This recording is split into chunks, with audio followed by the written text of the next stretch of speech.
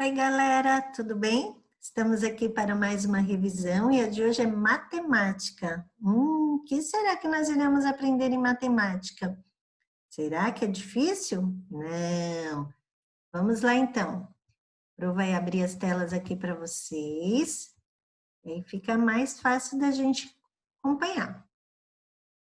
Primeira coisa que nós aprendemos no primeiro bimestre foi a simetria. Simetria é tudo aquilo que pode ser dividido em partes e todas as partes ficam perfeitamente iguais. Então, a Pro colocou ali a borboleta dividida bonitinha, tá igualzinho, a árvore, e do lado tem uma outra árvore. Reparem que ela está diferente dos lados. Um lado está de um jeito, outro lado está de outro. Essa árvore não tem simetria, porque não está igual dos dois lados. Figuras geométricas espaciais, nós também aprendemos esse conteúdo e aqui são todas, ou algumas, né, das figuras geométricas que nós aprendemos. Temos o prisma. Como nós sabemos o que é um prisma? Bem fácil, gente. É só reparar que o prisma tem duas bases, olha lá, cada desenho com duas bases, e as faces dele são retângulos. E a pirâmide, ela só tem uma base e as faces dela são triângulos. Então, é bem fácil separar o prisma da pirâmide. E temos também os corpos redondos. Olhem lá os desenhos do lado esquerdo.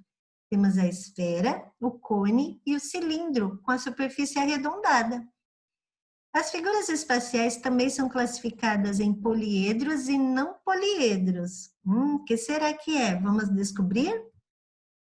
Os poliedros, eles possuem face, aresta e vértice. Olha lá que legal, porque eles têm comprimento, altura e largura. As faces são os lados, né, as laterais. As arestas são aquelas varetinhas. E a vértice é a junção das arestas. Lembra que a gente fez lá na escola com palito de dente massinha? Então, a gente juntava duas arestas, colocava a bolinha ali, que era a vértice. E é o que a gente utiliza ali quando a gente está fazendo as atividades para contar, lembram?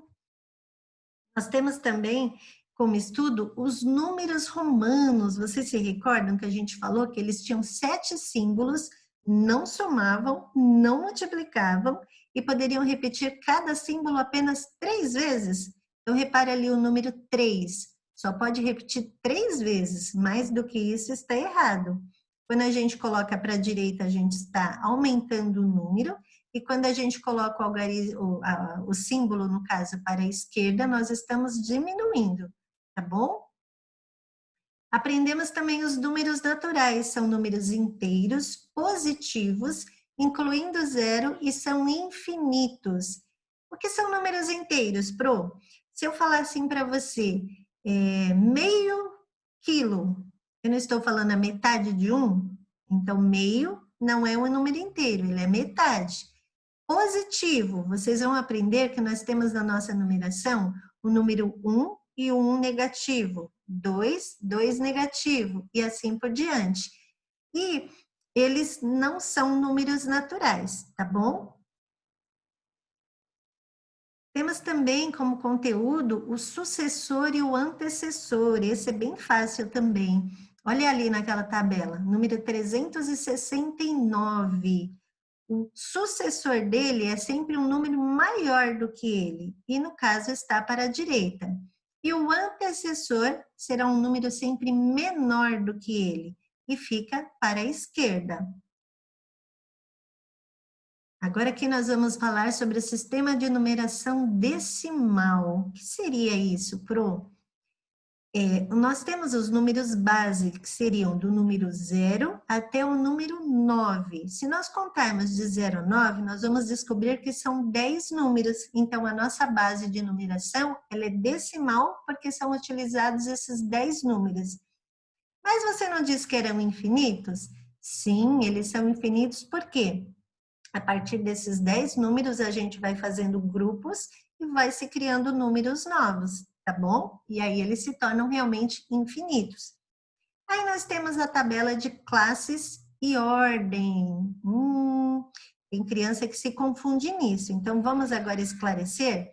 Ela não é complicada, vamos lá. Ordem é tudo aquilo que organiza os números. Fácil, né? Então, vamos lá. Observem ali na tabela. Primeira ordem, segunda ordem, terceira ordem, quarta ordem, quinta ordem e assim por diante. Não é a contagem? Primeiro, segundo, terceiro, quarto, quinto. Só que a gente inclui o número ordem. E ele começa da direita para a esquerda, porque lembra que a gente tem unidade, dezena e centena e depois vai aumentando? Então a ordem também começa primeiro, segundo, terceiro e vai aumentando, tá bom? Fácil a ordem, né? Então, agora vamos lá nas classes. Elas são divididas de 3 em 3. Ou seja, quando eu junto um grupinho de 3, eu mudo a minha classe. Não entendeu? Então, vamos lá. Olha ali na tabela. Classe das unidades. Unidade, dezena, centena. Depois eu passo para a classe dos milhares.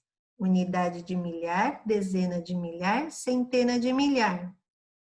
Depois eu passo para a classe dos milhões. Unidade de milhão, dezena de milhão, centena de milhão. Vocês repararam que são grupos de 3 em 3? E quando eu junto o grupinho de 3, eu mudo para outra classe. E assim por diante. Então, as classes são primeiro unidade, depois milhares, depois milhões. Igualzinho a gente vê lá. Unidade, dezena, centena, unidade de milhão, dezena de milhão e assim por diante. Agora ficou claro e fácil, não foi? Não tá. Ah, nós aprendemos também que a matemática ela é formada também por vários símbolos ou sinais que ligam as operações. Por exemplo, eu posso falar 9 mais 1 igual a 10. E os símbolos que nós estudamos no primeiro bimestre foi o igual, que é igual a, o símbolo de maior e o símbolo de menor. Então, toda vez que vocês forem utilizar o símbolo maior que ou menor que, vocês têm que ver o primeiro número, aí a gente vai fazer a leitura.